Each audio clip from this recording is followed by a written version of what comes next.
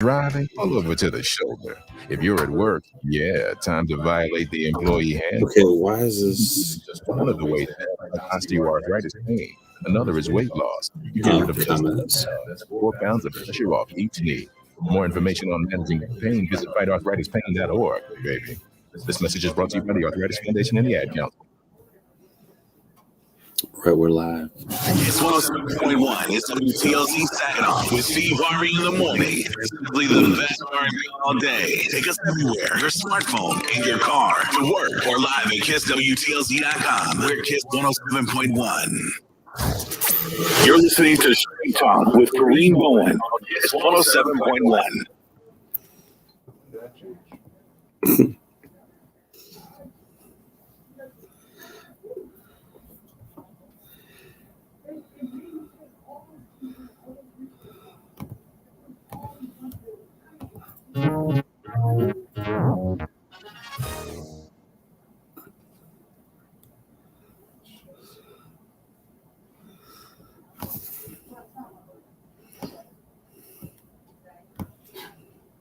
We're gonna have to go with that code because I don't know why this changed. Just play that music, then give me the cue. You're listening to Straight Talk with Kareem Bowen on Kiss 107.1. Good evening. This is Kareem Bowen, and thank you for tuning in to another edition of Straight Talk with Kareem Bowen. I am your host on this evening. I'm so glad to have you guys with me. And we will be having a conversation today. We're going to be talking about legacy. That's what we're going to talk about, legacy. What does it mean, and what does it mean to build a legacy for the future? So you guys are coming in, I want you to like, tag, and share this conversation. For those of you who are following us on social media, and those of you who are here with us in listening to the radio on KISS 107.1 FM, I certainly thank you guys for tuning in each week. Your listenership is so valuable and so needed for me. I'm in the studio today with the Rob Father. Rob, why don't you give a shout out to the people? Hello, Straight Talk audience. How you doing? Hey, Rob, how are you doing, Rob? How's it going with you these days? I'm okay. You know, same old cool stuff. Lay back as usual. Same old cool stuff. Y'all hear that he giving himself cool points. All right, so we're glad to be with you guys here this evening. There is a lot that is on my mind, so we'll talk about what's on my mind. This portion of this conversation is filled with a number of things that are going on. And my people, I need you to lean into the conversation on today. Good evening to those of you who are coming in to the social media stream. I want you guys to make sure we get the family in for this conversation. As you know, back in 2021 in January, I continued blowing the whistle, reminding people that it was important for us to really put the pressure on our legislators to make sure that they did something with the voting rights acts that were there. We now see that the Republican House has done away with it. Not a single Republican would vote for beginning to help those who were being disenfranchised from the voting process, namely people of color, POCs. And so we want to make sure that we bring that to the forefront. We see now pretty much that whole opportunity may be dead in the water unless something seriously happens soon. So we got to get up, we got to get out and make something happen. All right, so let's talk about it. Since we're here, instead of playing games and jumping through hoops, I want to make sure that we talk about what's on my mind. The first thing that we're going to begin to talk about, for those of you who are out there, I hope you're paying attention. Supreme Court Justice Breyer has said that he would retire at the end of the session. For those of you who are familiar with the Supreme Court sessions and how they operate, that means that he would be basically leaving his seat on the Supreme Court this coming June. I think June is the beginning of the time at which the Supreme Court ends its session. And President Biden has vowed to nominate a Black woman to this high appointed court office. Now, of course, there has been backlash. Republican, or I should say conservative stations, across the board, because they're more than just Republicans. They're both Republicans and conservatives, and they're saying, hey, you know, we are trying to do away with some of these affirmative action or these quotas, but it's not about a quota. It's about getting someone, and the Supreme Court has always been about fairness and balance. Breyer has been all along been the most conservative of the individuals who are on, not conservative, excuse me, liberal of the individuals that is on the court. And so he is hoping that he is able to remove his face. Now, if you would remember, a while back, Alexandria Cortez, Representative Cortez, she came in and she was asking, like, why don't we get these Supreme Justices to retire so that we don't end up with a situation where the conservatives will be outnumbering the liberal or the moderates or whatever, and we are now at that time with the current court system. So it's time for us to see what happens. Now, Rob, I don't know if you remember when President Obama was in office and there was a vacant position that opened up. He tried to fulfill that. He tried to fill that position, and it was blocked by the Senate. Do you remember this? Yes. As a matter of fact, our Attorney General is the candidate. All right. So what do you think? Do you think that this is actually going to go down? Because, you know, the pundits will tell you that, hey, we don't believe this is going to take place. They'll never do this because the people will be outraged. But what I have seen as of late is that anything goes when it comes to the Republican Party. Anything goes with this Congress we have, regardless of the party. It wouldn't surprise me. Actually, it would surprise me because I would hope that with the majority, the slim majority that we have in the Senate, that it would be defeated, especially with Kamala Harris as the break and tie. So I will hope that that would not be the situation with it, and I will hope that the country would not put up with that sort of thing if they're, you know, because we saw the mess that happened under President Obama. All right, so you know, hey, that's where I'm at. I believe it was good for the goose is good for the gander. We've been stuffing judges on courts like they've been supposedly stuffing ballots. But we're living in a time right now where our political system is in great trouble, and we're going to continue. I need you to wake up, my brothers and sisters. Those of you who are not strangers to history know that in 2013 there was a VRA, a voting rights amendment that took place, and it basically gutted everything that took place in 65 in terms of making sure that the federal government had some sense of oversight for major changes, specifically in areas where there was a high level of disenfranchisement, specifically on the basis of race, in places like Alabama and Texas and Georgia. And so 2013 comes around, and that VRA basically says that the states now have all of that power. There is no need for the federal government to come in and to oversee. And the moment they begin to do that, the process of making barriers and building roads, buildings and blockades and stockades, whatever it was necessary to stop people from voting, began to take place immediately. We saw that in 2021, immediately after this election in 2020 November took place. We had so many changes to legal laws and increased registration requirements and voter IDs. All of these things are meant to deter people from the political process, i.e. you and me. And I'm not talking about PLCs, I'm talking about ADOS, African descendants of slaves. They do not want the black folks to vote because why? They recognize that it is not possible for them to win in this current situation based upon where our democracy is. And we'll talk a little bit more about that as we move forward. Hey, you all may not recognize this. And I see someone writing in Russian. If this continues, I'm just going to go ahead and block that user. I don't know who you are, but you're blocked on social media. We don't play them games. I don't know if you guys have been paying attention to the mounting tensions. And Rob, you are a military guy. And so I want to really bring you into this portion of the conversation. First of all, before we talk about this, I want to give a shout out to my man, Joyce Harvin had my guy, Daniel Phipps, on, a 6-time Emmy winner here from the city of Saginaw. He is an amazing writer, cinematographer, film editor, all of those things. He produces short stories and all kinds of content. I remember when he was writing for, I believe it was The Real World, and doing things with them. That is my guy. You'll hear more about him as we continue to move forward. But Rob, when we look at the situation here in Russia, is positioned to invade Ukraine. This is some serious chess moves as it relates to global powers.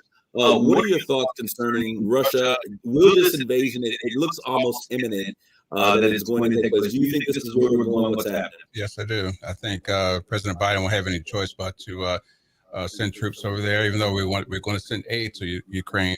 I think Putin is going to test the president, and this will be a serious test of that by go ahead and putting troops over there. We may not go to an actual hot war, but it may be a skirmish of some sort. You know, Russia does not want to go to a hot war with us because we don't want to go with them because we're both two superpowers. But I think to test him, just to test him, he'd be pressured by the other non-NATO affiliates to test President Biden and see what happens. All right. I want you guys to think about this. Y'all just put over your cooler heads because I'm hot about this. I got to cool down for a second. I find it very interesting. You just let me know if you find it interesting as well, that we are now in these mounting tensions with Russia. If we would think back to the previous administration, how many individuals that were part of the administration that were connected to Russian oligarchs, rich, very, very, very rich folks, Russian secret servicemen, directly with Putin, the love affair that was going on between number 45 and Putin. And you let me know if you believe that all of this is just by happenstance, or is this a test of Trumpism, Trumpism, to challenge people? I know that there's a lot going on. You don't think so, Rob? No, I don't think it has nothing to do with Trumpism. In this particular case, I don't think it has anything to do with Trumpism. I know that Russia has never cared much for the NATO alliance. Absolutely. And now we're taking a country that's within their border to make it, but I think it has nothing to do whatsoever to do with Trumpism. Now, there may be a little bit there, but that's what I'm talking about, a little bit. But nothing significant. I think a lot of that has to do with military and a lot to do with power, world and power. Putin's power, his ultimate idea. Now, I'm not saying that this is all because of President Trump. I cannot give that guy that much credit. And that's why I said that. We don't want, because Trumpism encompasses a whole lot. And absolutely. So what I'm saying is, I just think that it's very interesting that at this stage of the game, that there was a lot of Russian connections with the previous administration. Well, let's go back administration before that, because President Obama and Putin did not get along either. Absolutely. And then it's the other eye. So now this could be something to say, well, this is kind of payback. I want to see what if Obama was strong, just how strong is Biden. Now we all know Biden can shoot off the hip at times, and maybe Putin is testing this sort of thing. Absolutely, Philip. I hear you out there. Every time there's a war, threat, a conflict, there tends to be a distraction from issues on the home ground, or at least a pullback. And I agree with you wholeheartedly. It does feel like an okie doke. I don't think that this. I think that this is a real. You're hitting up or going right up the tree, Phil, that I am saying out there. I think that there is some synergy to what's taking place. I don't think that this is all Donald Trump and his actions, but I think that he's playing into some things. And I think that the connection to there is just, as I'm going to say, is I think that it's interesting that there were so many connections, and then we moved to this strong level after he has decided that he is going to run for president once again. You know, the enemy of my enemy is my friend. And so I'm wondering if there is just some synergy between this second bid for an election, re-election, and what's taking place currently. I do understand that Putin has. I'm not getting ready to get into an argument with him. These are my thoughts, my opinions. Let me finish. And so I think that there is some interest, and I don't, whether it's true or not, I am bringing it to the forefront because I think there's some very real things here that are taking place in our nation that we really should be focusing on. And I think that this Cold War, is we're moving the Trumps that are there to the level of the Cold War that we're looking at. I mean, and this hasn't happened since then. And so I'm looking at these things, and I think oftentimes these things are distractions. And I believe that there's interesting timing, and I think that this is an interesting effect as it relates to where we are in this particular time in American history and what's going on across America as we continue to talk about some of the other issues. But Rob, I'm going to let you respond. No. I was going to disagree with you. I was going to ride on that, said that I would doubt any future candidate Trump will want to take on, if he happened to win, to be in the middle of another war, actual hot war. If we were to get into war, we already did Afghanistan. I just don't think that Trump would have the stomach to actually take over as if he becomes president again, to come on board with a war that's actively happening. But I think that's exactly the point that I'm making. I don't think that we're going to actually have a hot war. I think this is just to create the premise or the understanding that there is something that's going on there, and that when number 45 was in office, the tensions were very different when he was there, because he thought that he had an aggressive hand and was able to steady Putin. And so all I'm saying is, in the minds of propaganda, because this is what I think that we're looking at, I think that this is another situation in which we need to be a little smarter than where we are. I think there's some very important bills that are on the countertop of the desks of our congressmen. One of those, the Build Back Better agenda, I told you, I think it's good for America. Republicans know this is good for America. Democrats know it's good. Independents, it's good for America. But we're at a point right now where politics are more important than really helping the American people. And one of the things that I think is very important is that we don't allow this entire concept of the John Lewis bill, that we begin to restore some of the protections for the vote, the American vote, because at the end of the day, that becomes our most important weapon and tool. So I want us to look at that. And since we're talking about number 45, and I hate giving him this much time, but this is important for our community to understand these things. I don't know if you've been listening to him on the Stomping Ground, but there have been calls. He's been giving out these massive calls for protest, or he's been calling for massive protests if prosecutors should go forth after him. This is a threat to the American people. This dude is a wannabe autocrat. He thinks he should have been a dictator and should have been stayed in power forever. And I want to be very clear with you all that if there is, I think there is a greater threat for a civil war than there is for a war with Russia. He has been promising pardons.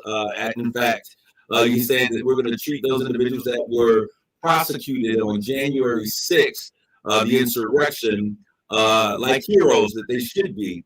He begins to defame the intelligence and the importance and relevance of the media. We need to understand that the media is very key to our democracy, because they are able to have whistleblowers and to unveil conspiracies and things that are happening, keeping our governments honest as it relates to the people that they represent. And so there are a couple of things, two things that are very important whenever there's a civil war, and this is what has been noted, that there's not a clear distinction between a democracy and what's not quite a democracy. So the idea of democracy then becomes in question or in peril. And then the second thing is this ethnic isolationism, where there is a clinging to or a pushing forth of racial politics that separates and divides individuals based upon race. Now, I believe that most of us want a strong democracy, but as I said earlier, I don't believe that the Republican Party can exist if we continue down the roads of democracy based upon where they find themselves currently.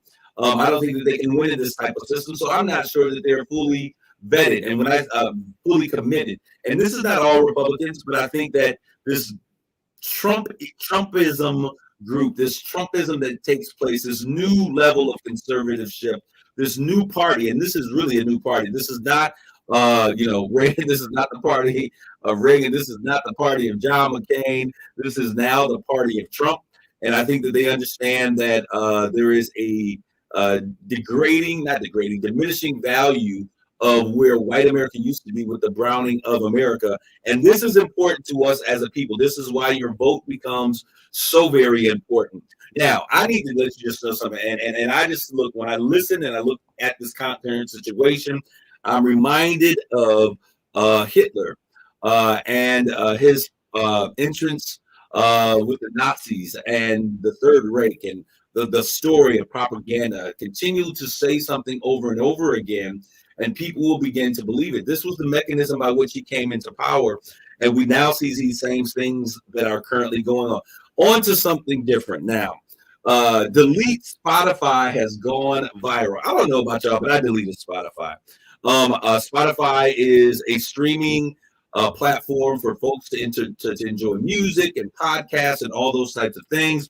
those of you who know who Joe Rogan is, Joe Rogan used to be on a show, Fear Factor, and he was involved in wrestling. I'm not sure if it's WWF or WWE, but he is a very popular individual with millions of podcast listeners and followers. He became under fire when he and his guest psychiatrist Jordan Peterson out of Canada began to spread for 4 hours. They were on, and it is ridiculous. 4 hours spreading misinformation about COVID, saying that race isn't real, questioning Black folks, just racist, homophobic, this whole conversations on climate change is fake, COVID is not real, people are dying of COVID, just all of this misinformation. And they asked Spotify, what do you plan to do about this misinformation campaign? 4 hours ranting that we've seen what has taken place. People are much quicker to believe a lie than they are to believe the truth. And the lie is so much more prevalent than the actual truth is. And Spotify initially refused to do anything. Now, those of you who are listening, because I know our community, we are consumers. Joe's a buster. The man needs help. I think they all busters, Phil. I'm not, I voted for Joe. That's why I can be critical, because I voted for him. I'll be critical of myself based upon where I was at that particular time and what I thought was important. But I now, we're in a very difficult situation in terms of our politics. But back to Spotify. So they refused to really take any action, saying that they did not want to censor a person's right to freedom of speech. Well, then what happened is we began to see artists who were removing their music from the platform, starting with Neil Young. Many people may not know who Neil Young is, but he has a very big following. He removed his music and content from Spotify. Then Brene Brown, who's another musician, removed their content. Then we all know, oh no, here we go. Joni Mitchell, she removes her content, following by Prince Harry and Meghan Markle, and other entertainers are promising to leave if they don't stop this disinformation campaign by Joe Rogan and his guest, Jordan Peterson, Dr. Jordan Peterson, who is not a medical doctor. He, I believe, is a doctor of psychiatry. Now Spotify says, well, we're going to put up an advisory on all podcasts to discuss COVID. Now, this is the problem that I have with this, because if we allow them to get away with things like this, then they'll continually do a broad ban instead of dealing with the real issues that are at hand. Why are they not willing to come out and say, listen, we're not going to do this because Joe Rogan has millions of fans? Well, there are more people who are for sensible and real information being reported. Why is there such a fight on information as it relates to COVID? Even this weekend, and we're talking about this as COVID is ravishing the world, not just the States, but the world. Highly transmissible Omicron variant has spiked numbers all the way around the world. I was speaking to another friend in a video chat with a friend in India, and they're now being hit with this variant Omicron. It's all crazy. But the reality of it is, let's just stick to the facts. I'm okay. If you feel like it's your right to go out there unvaccinated and live your best life, that's absolutely fine. But just be mindful that as you are living your best life, when you become positive, Sarah Palin, who was tested positive for COVID, and then found dining in public in New York City just a day or so after, it's important that you recognize that your rights don't have the right to infringe upon our rights. And what we got to realize in our community is that we fall into that whole thing that we get tired of COVID. But the fact of the matter, when we look at the perils and the destructive force of COVID, it is the communities of color. It is Black communities that have suffered the most. In many cases, 4 or 5 times more deadly in our community. So we've got to be willing to understand that this is a public health crisis. And if we're at fault if we follow the bandwagon and follow the storylines of untruth, because the reality of the situation is, I think that if this were a disease that killed different types and different demographics of people, we would see a much different response in terms of mitigation and desire for social distance, mask wearing, and all of those other things. But I just want us to make sure that we man, woman up, that we understand what's going on, and we get to the bottom of what's going on.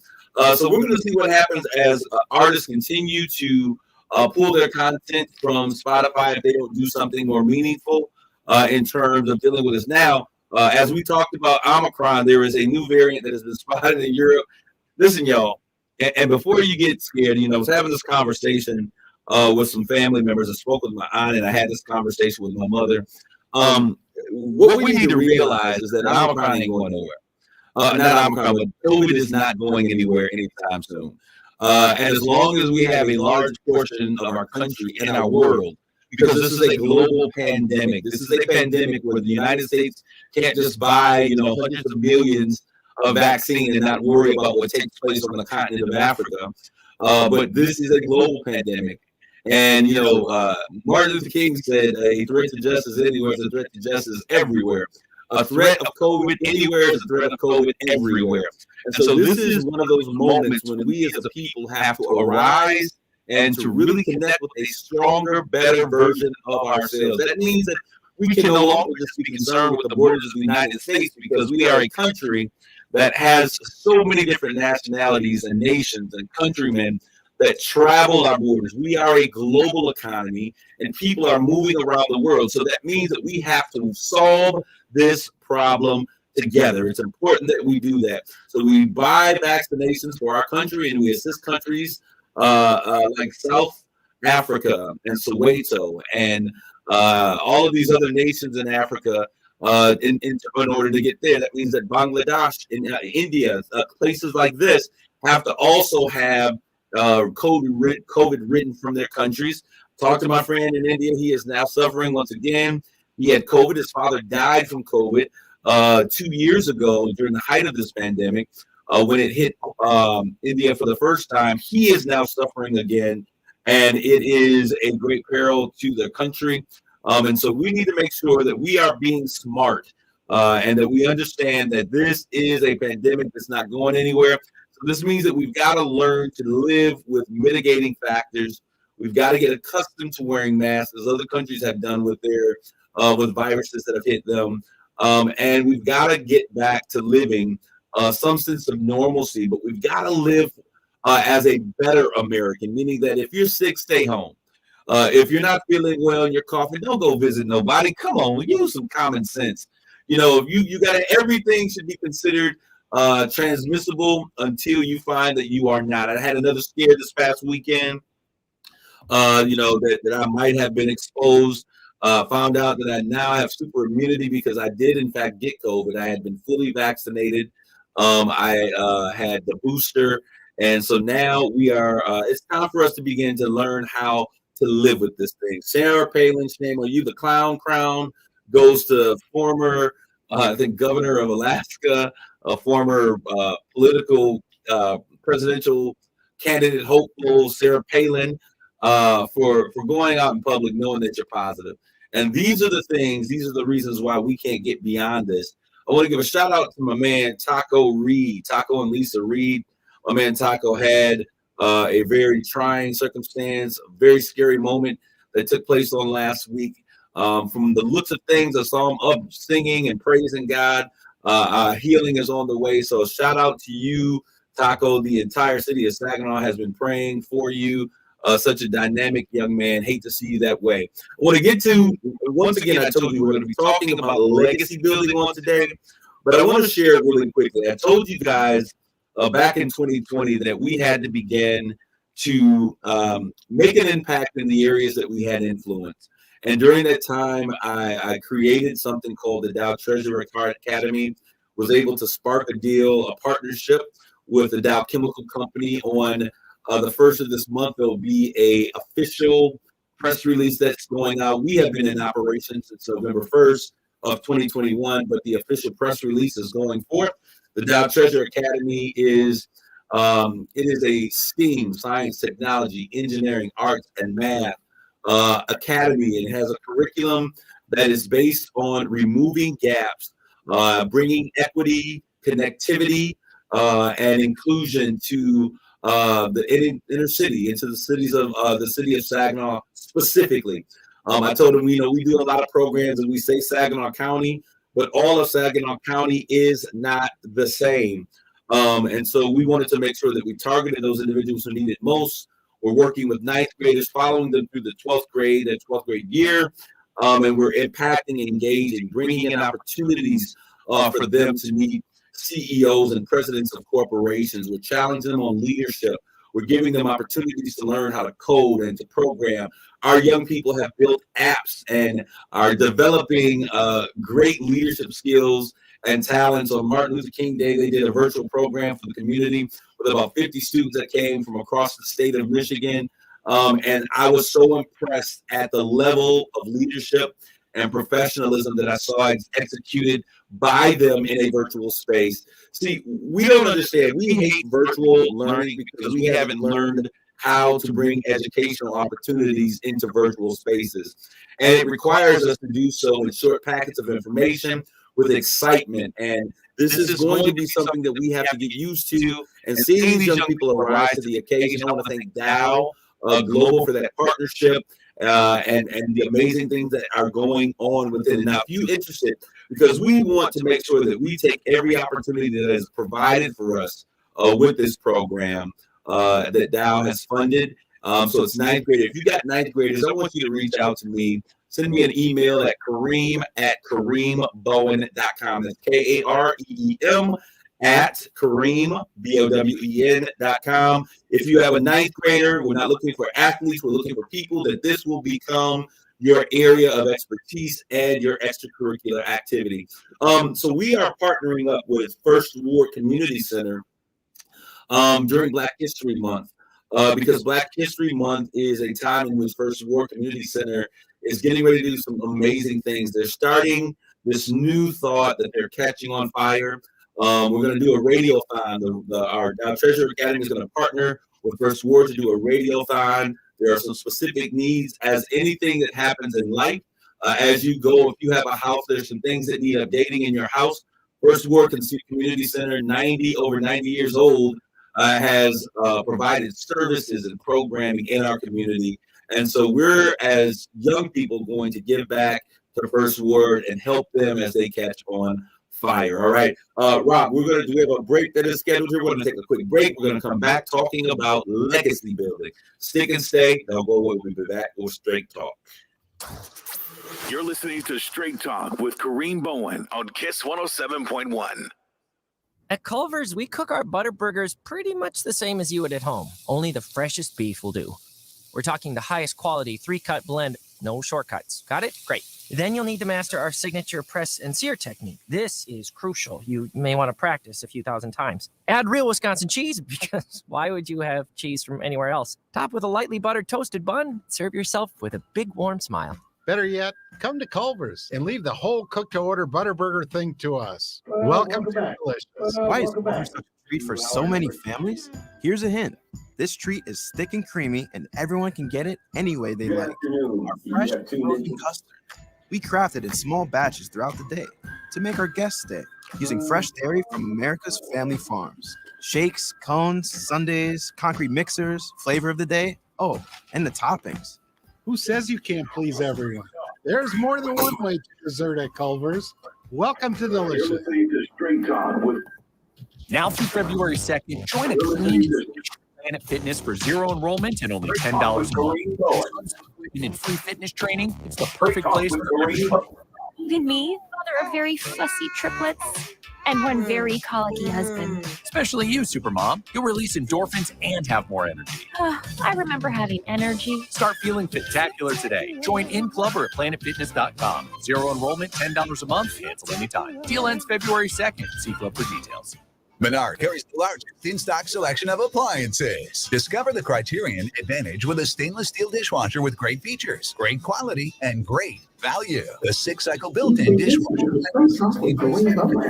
an adjustable upper rack for tall items. The super quiet and Energy Star certified dishwasher is just $499 after sale price and rebate. See store for details. Price is good through February 6th. Save big money at Menards. You're listening to Straight Talk with Kareem Bowen on KISS 107.1. All right, thank you, and welcome back to Straight Talk. Today, our conversation is going to surround legacy building, the importance of legacy building. This is something that in our communities we don't do enough conversations about. But over the next 25, 30 minutes, we're going to take a little bit of time out to talk about the importance of legacy building. Somebody saying, what is a legacy? When you talk about legacy, what are we talking about? And I'll just hit you with that straight Merriam definition that a legacy is an amount of money or property left to someone in a will. That's one definition.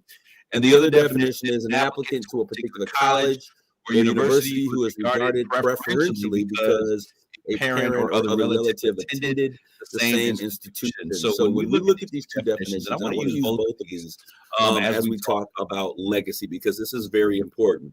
We need to discuss both our financial legacy as well as our educational or our historical legacy. I think both of these are very important for us to discuss as we have this conversation. But before we get into those steps that are positive, I'm a person who believes in positivity, all right? And so I want us to leave on a positive note. Let's get our family in this conversation. Let's share this to your page. If you're listening via social media, let's call grandma, cousin, big mama, whoever it is. Let's have them get involved with this conversation, because we're going to talk about legacy and what we must do, because this is a very important topic for us to discuss. I've been sitting with people and talking about, the importance of our legacy and what that means to us in life. And Rob, I want to ask you a really quick question. When you start, because as you get older, legacy means absolutely nothing to you as a young person. But as you begin to mature, how are you impacted by the idea of legacy? Set an example for my son to follow. I think I started since he was could understand English. I want to make sure that he looks up to me as a role model, so that he knows how it is to be a man, how to be a masculine man, how to be a Black man living in not just this country, but throughout the world, and being a productive citizen in the country and around the people, which is why I'm so proud of him today, that he's the person that he is, because I did my best, and along with his mother, we both did our best to set an example. So my legacy to him is, hey, he, unlike my father didn't do that. My father was around, unable to do that, was not willing to do that. And so I pour my all into him, especially by telling him that I love him. Absolutely. That's my legacy. And I think that's absolutely beautiful, Rob. I thank you for sharing that with us. Philip, I see you out there. Another way to look at it is a legacy can be a change in action, policy, a process to convert one path habit into another. And these things are so very important. And when we think about legacy, going into Black History Month, and we look at those individuals, and when we talk about the icons of our history, we're talking about the legacy that they've left. What was the full or the total impact of their existence and their time here on the earth? When we think about MLK, and Philip, you're absolutely right. MLK's legacy is that he was able to corral a nation, not just Black people, but corral a nation around policies and situations and institutions that were not serving the better good for all of America, and particularly Black America. And so we saw his legacy, and we see his legacy as we continue on. And there have been others who have held on to that legacy, and we see that same platform that he created. We see the same changes that he fought for now being implemented for other races and other groups of disenfranchised individuals. So as we talk about legacy, we're going to talk about the sum of what happens when you are no longer here. But I want to talk really quickly about legacy blockers, because I can give you all of the positive things that are out there, and we're going to end with the positive. But it's important for us to also understand that there are some blockers to you developing and leaving a lasting legacy. And we're going to give you 7 of those, and we'll give you 10 ways to build a powerful legacy. And I hope that you guys share this information, and hopefully you'll take some notes. If not, come back and listen to the show all over again. You can always catch it here on KissWTLZ.com. They'll show you shows. You go to Straight Talk, and you can listen to this show and for other shows in their entirety. So number one of the first legacy blockers is a lack of focus. And what that simply means is that if we're going to develop a plan and a strategy, or if we're going to create wealth that is generational, oftentimes when we talk about legacy, we talk about the creation of generational wealth. There are a lot of rich Black people in America, but there are very few wealthy Black people in America. And the difference between rich and wealthy is that wealth is generational. So we build and we create a platform in which we don't just live a particular elevated lifestyle, but we create mechanisms and systems, and we provide education and training to those who are part of our family and part of our systems that we have influence over, that they are able to also live from generation, from father to grandson, from grandson to great grandson, and so on and so forth. So the difference is that we don't want to be rich. We want to create ways that we can generate wealth, generational wealth, so that we can continue this thing called legacy. And we need to make sure that as we do this, that we stay focused. So many times we put our resources, and I talk resources, I'm not just talking dollars and cents, but I am talking dollars and cents. We put our resource, our time, our talent, our ingenuity into so many places because we see a need. So when we begin to talk about generational wealth and building legacy, it requires that we, to some degree, be focused on what is the sum of who I am and what is it that I must leave in order for my life to live on in those who are coming after me. So let's not have a lack of focus. That's a blocker. The second blocker is living the life that others want you to live. You know, we had a young man by the name of Daniel Phipps, who was on the program today with, I call it a Blonde Bombshell or Joyce Harvard Community Connection. And he was in town because he was doing a program because this young man from the city of Saginaw, I remember when we were working and he was doing some stuff, some videography for Jay Rich, one of Saginaw's sons, and we talked about us getting together and working together. And soon after, he was doing some writing for, I believe it was MTV is when we were having this conversation. This young man has remained focused. He understands what his gift and his talent and what he has to leave for those that are part of his generational legacy. And he is doing great things. 6 Emmy awards that he has been able to carve out for his life, opening doors of opportunity and greatness for those who are to follow. We've got to make sure he followed and he pursued his dream. And I think oftentimes, you know, that if I would have done what I would have done right out of high school, I would have left Saginaw straight for Hollywood. I wanted to be a screenwriter and to do, you know, movies and television and those types of things. But I was told, you know, hey, you need to get an education. That was what was pushed. And so I followed that trail, not necessarily blazing the trail that I wanted to. So you've got to make sure that you live your life for you and not to live for others' ambitions or desires. Think about it. They had an opportunity to do great things with their lives, and they did not. So they're now trying to control your life. And I say that you have to be willing to be bold enough to have the power of no, to say that I'm going to do what I desire with my life. Number 3, legacy blockers: bitterness, anger, and fear. I'll tell you over and over again that if you ever want to destroy anything great, you do it in bitterness, anger, and fear. These are paralyzing feelings or emotions that we experience. We get bitter and angry or experience fear because of things that have happened to us in our past. And I'll tell you that whenever you hold on to these types of things and you hold on to your past, you do so as Bishop T.D. Jakes said on Oprah Winfrey's Masterclass, you do so at the detriment of the great future that lies ahead. Number 4, legacy blockers, consumerism. And I'm going to stop right here for just one good second. We as a people have, for the majority of our time here, we have been consumers. And consumerism is the greatest way to destroy the ability to leave a legacy. What is consumerism? Consumerism means that you eat everything that they make available.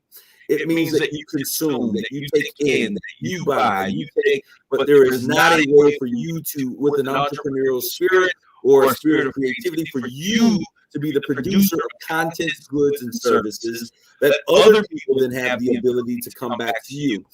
In Black communities, one of the things that we're really going to have to challenge ourselves, if we are ever going to really create a legacy that is worth having and then moving forward, is that we've got to move from being the consumer to being the producer of goods and services. All right, number 5, the 5th legacy blocker is urgency that smother priorities. What this is many of us have great ideas. We have the desire, we have the know-how. But when we talk about building legacy, we first of all have to deal with the issues and the emergencies. We look at other persons, and as a pastor, I look at churches who have missions projects, and they send millions or hundreds of thousands of dollars to Africa and to Malaysia and all of these other countries for the efforts of doing ministry.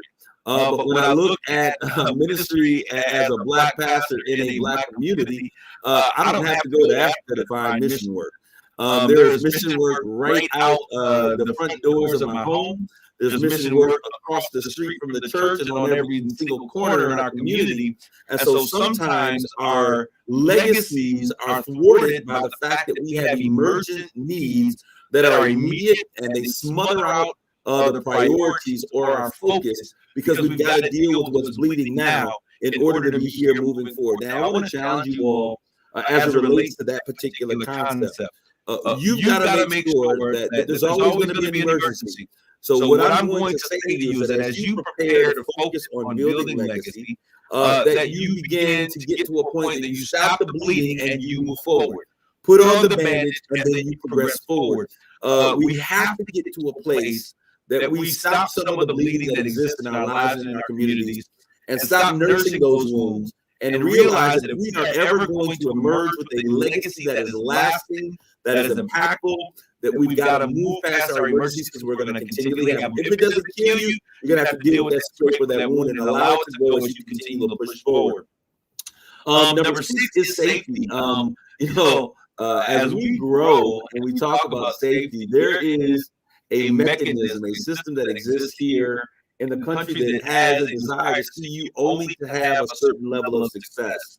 And when you do that, you become public enemy number one when you move beyond that level. So safety is very important, and it often becomes a blocker to our. We have to make sure that our communities are safe. All right, and the last legacy blocker before we move on to 10 ways to build powerful legacies is defeatism, and that is simply saying that it won't matter. When you look at voting, it don't matter what I vote for, who I vote for. They're going to do what they want to do anyways. It doesn't matter how much I try. I'm still just going to be a Black man in America.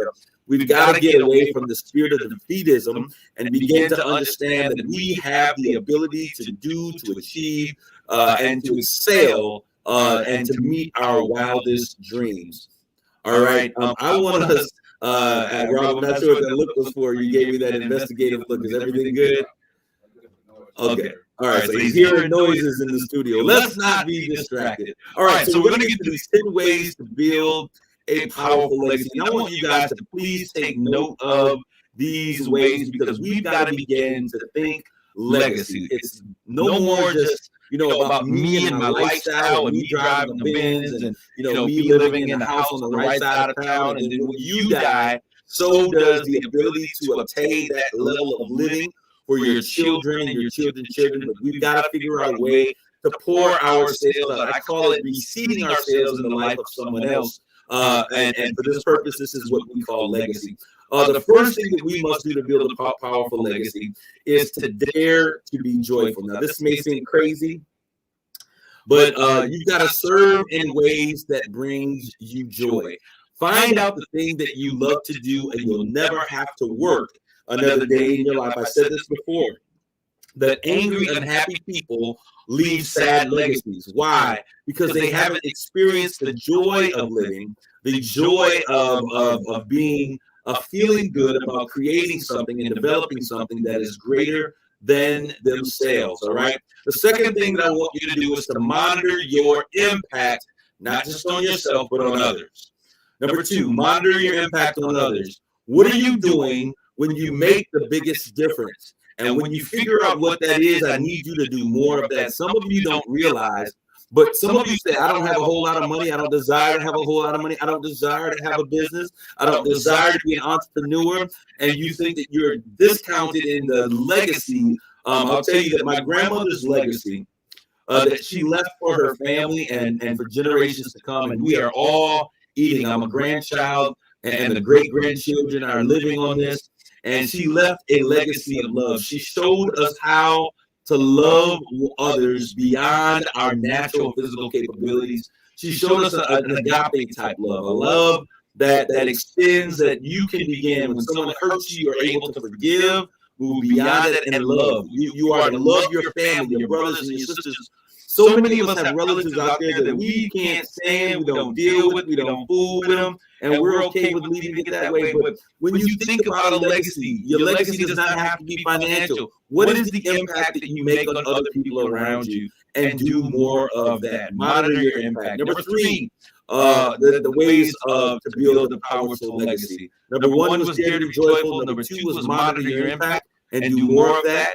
Number 3 is develop and maximize your talent. I'll say that again. Develop and maximize your talent, strengths, and your skills.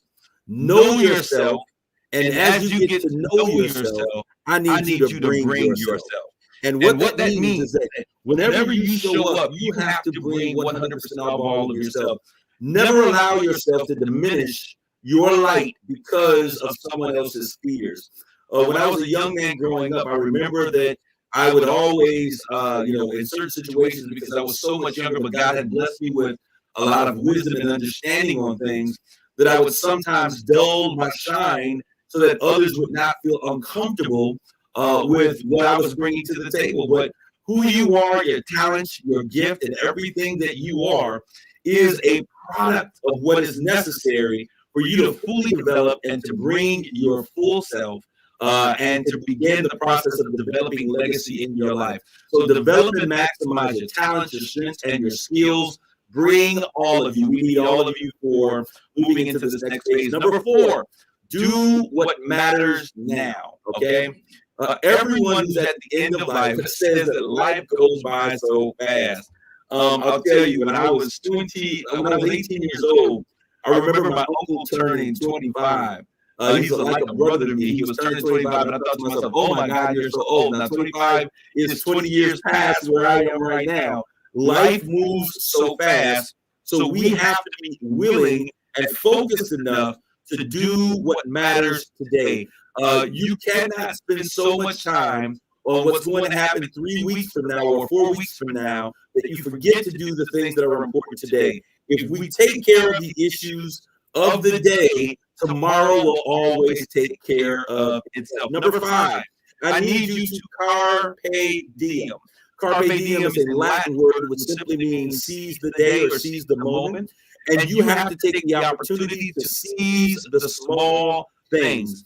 Every opportunity that is seized is a setup for something greater than you could ever imagine.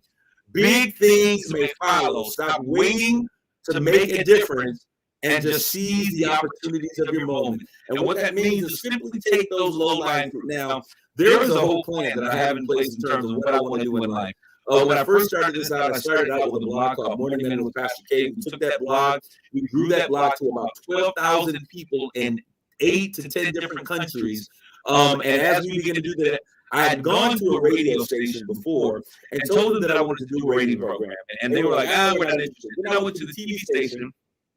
And I told the TV station, this is Christian television. I'm telling you guys how you have to begin to operate it and how you sequentially go through these steps and seize each moment.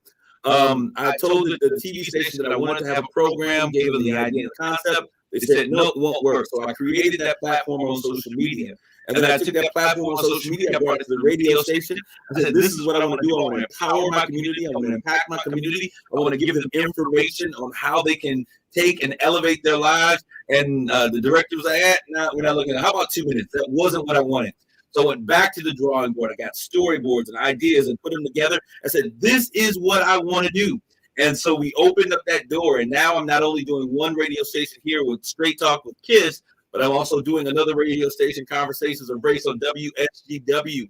You've got to be willing to seize those small opportunities and then eventually carve those opportunities. Big things will always follow. When you are moving, I'll tell you that other things will always follow. When you get one job, it's going to be easier to get another job, all right? Number 6, start with those closest to you and the ones you spend the most amount of time with. So many times we think that we've got to get to a certain person. We've got to run to people. We've got to get, but the reality is start where you are. Start thinking about how you can effectively make impact. that you can increase the level of understanding, increase the level of wisdom, increase the direction of those who are around you immediately, and begin your move toward building a legacy at that point. All right. Number 7. All right. I'm going to recap all of these at the end. Number 7 is bring your best self to work and to family. Everyone has at least 2 selves. Bring out the best one. I'm going to say that again. Everybody has at least 2 selves. I need you to bring out the best one.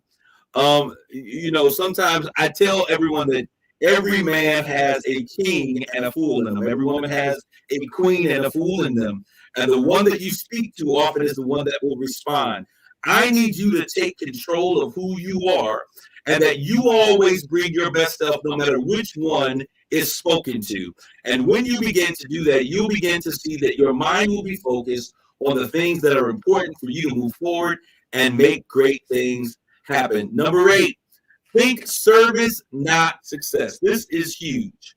For those of you who are out there, I need you to think service. How may I serve others and not be so concerned about success? And let me tell you why this is important. When you begin to think to serve other people first, and you're meeting a need that people have in the community, there's something called authenticity. There's an authenticity of character that exists. And people can recognize that you are a real person, that the sincerity and who you are and what you're putting forth is real. And the thing that we need more now in today's world than anything else is real people who are genuinely concerned about those who are around us, not people who see you as a stepping stone to the next level of success. Wherever you operate, you must be authentic, and you must look to how you can serve in the capacity or in the location that you are. I think Joel Osteen or someone said that you got to blossom where you are planted. And that simply means that you have to be able to give all of yourself in the moment that you are, and put your ideas, even though they're continually before you, you put your idea of success secondary to your need and your ability to serve those who are around you. I'll tell you that when you begin to serve other people, nature, God, the force, whatever you want to call it, I call it my Heavenly Father, He then puts people in my life that service the needs and the ideas and the things that I desire to do in my life. So always think to serve others first and not so much about your success. All right. Number 9 is I want you to relax. We got to stop running around trying to build a legacy and run around, make a difference. Okay, stop running around trying to build a legacy. I'm gonna create a legacy, and you want to do this, and you're doing this, you do this. Oh, I gotta leave, because legacy is greater than money. Legacy is money. Legacy is property. Legacy is influence. Legacy is a good name. The Word of God says that a good name is more precious than rubies. Many of us, we will cut throat, be mean, cruel, because we've got to leave a legacy for our children, not realizing that a part of the legacy that we're leaving, because we're not serving others, is a legacy of where people think, oh, don't mess with that family because they'll cut your throat, they'll cut your wrist, they'll cut you off. So let's make sure that we're running around making a difference, and not necessarily worrying about building a legacy. And the last, number 10 has 5 parts to it. I want to give them to you just like this. The 10th thing that we must do in order to build a powerful legacy, number 10, is elevate the needs of others over your own. Elevate the needs of others over your own. If you listen to the theme, there's a recurring theme to the things that we're talking about. It's about serving others. It's about meeting the needs of other people. You build a legacy because you build character. You're building integrity. You're building a strong foundation, a good reputation. And as you begin to do these things and you focus on elevating the needs of other people over your own, you'll begin to recognize that other people will begin to invest in you. So you need to elevate your thoughts. You need to elevate your ideas. You need to elevate your perspectives, because your perspective determines how you see what is out there. If you see like a chicken, all you see is chicken feed, poop, and other buzzards. But when you soar like an eagle, you change your perspective, you begin to see the greater picture. Elevate your friendships and elevate your pool of influence and exposure. I want you guys to be encouraged on today. I am so excited. Whenever we can have these conversations about legacy, and I would love to leave you with this word from Peter Stropel, that legacy is not leaving something for people, it's leaving something in people. And I hope that you guys take this to heart as we begin this conversation about building legacy, understanding it's not about what you leave, it's about what portion of your leave in the life of someone else. I hope you guys have an amazing evening. Take care of yourselves and each other. Grace and peace. You've been listening to Straight Talk with Kareem